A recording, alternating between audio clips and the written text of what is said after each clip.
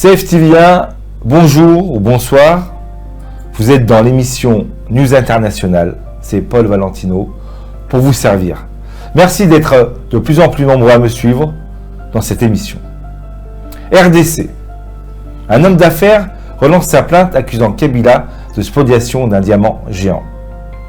Au cours d'une conférence de presse à Mbuji-Mayi, Théodore Mbaye Kalala a accusé l'ancien président Joseph Kabila d'avoir confisqué un diamant d'1 milliard de dollars en 2005, dont il a affirmé être le propriétaire, et réclame la restitution de la pierre ou le paiement de sa valeur comme convenu en 2006. La coordination de la nouvelle société civile du Kasaï oriental exige également le règlement de l'affaire au plus vite.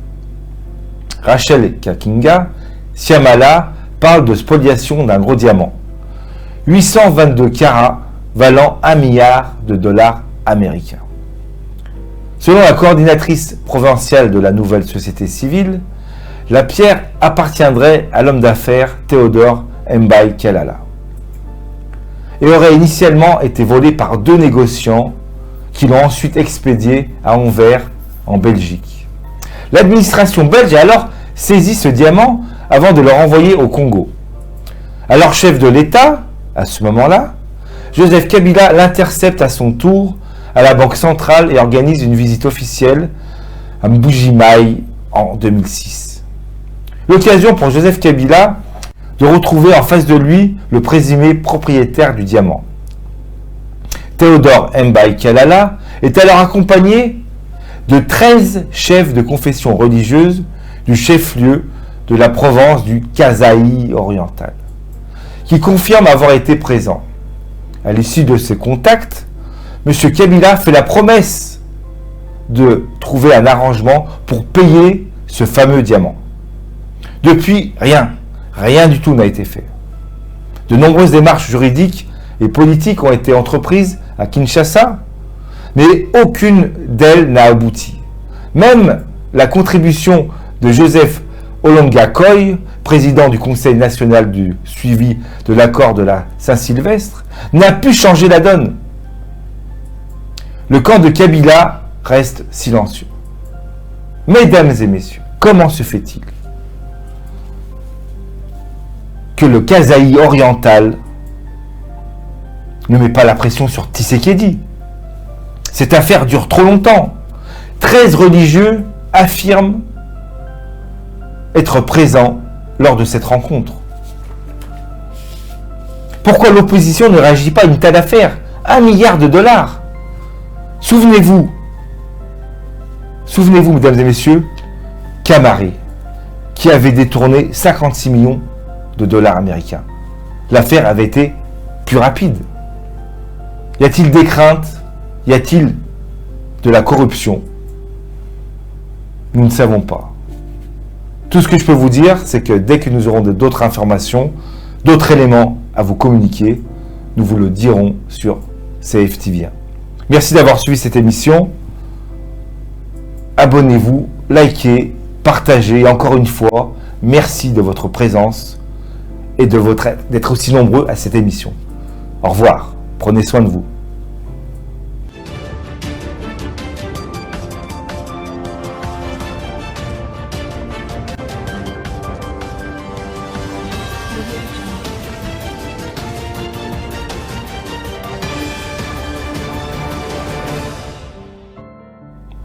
CFTV1, bonjour ou bonsoir.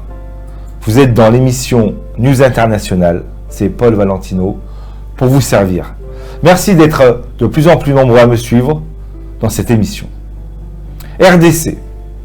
Un homme d'affaires relance sa plainte accusant Kabila de spoliation d'un diamant géant. Au cours d'une conférence de presse à Mbuji-Mayi, Théodore Mbaye Kalala a accusé l'ancien président Joseph Kabila d'avoir confisqué un diamant d'1 milliard de dollars en 2005, dont il a affirmé être le propriétaire, et réclame la restitution de la pierre ou le paiement de sa valeur comme convenu en 2006. La coordination de la nouvelle société civile du Kasaï oriental exige également le règlement de l'affaire au plus vite. Rachel Kakinga, Siamala, parle de spoliation d'un gros diamant. 822 carats valant 1 milliard de dollars américains. Selon la coordinatrice provinciale de la nouvelle société civile, la pierre appartiendrait à l'homme d'affaires Théodore Mbaye Kalala et aurait initialement été volée par 2 négociants qui l'ont ensuite expédié à Anvers, en Belgique. L'administration belge a alors saisi ce diamant avant de le renvoyer au Congo. Alors chef de l'État, à ce moment-là, Joseph Kabila l'intercepte à son tour à la Banque centrale et organise une visite officielle à Mbuji-Mayi en 2006. L'occasion pour Joseph Kabila de retrouver en face de lui le présumé propriétaire du diamant.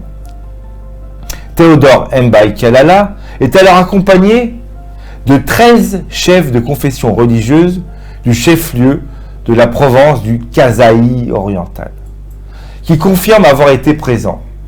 À l'issue de ces contacts, M. Kabila fait la promesse de trouver un arrangement pour payer ce fameux diamant. Depuis, rien du tout n'a été fait. De nombreuses démarches juridiques et politiques ont été entreprises à Kinshasa, mais aucune d'elles n'a abouti. Même la contribution de Joseph Olonga Koy, président du Conseil national du suivi de l'accord de la Saint-Sylvestre, n'a pu changer la donne. Le camp de Kabila reste silencieux. Mesdames et messieurs, comment se fait-il que le Kasaï oriental ne met pas la pression sur Tshisekedi? Cette affaire dure trop longtemps. 13 religieux affirment être présents lors de cette rencontre. Pourquoi l'opposition ne réagit pas à une telle affaire? 1 milliard de dollars. Souvenez-vous, mesdames et messieurs, Camara, qui avait détourné 56 millions de dollars américains. L'affaire avait été plus rapide. Y a-t-il des craintes? Y a-t-il de la corruption? Nous ne savons pas. Tout ce que je peux vous dire, c'est que dès que nous aurons d'autres informations, d'autres éléments à vous communiquer, nous vous le dirons sur CFTV1. Merci d'avoir suivi cette émission. Abonnez-vous, likez, partagez. Et encore une fois, merci de votre présence et d'être aussi nombreux à cette émission. Au revoir. Prenez soin de vous.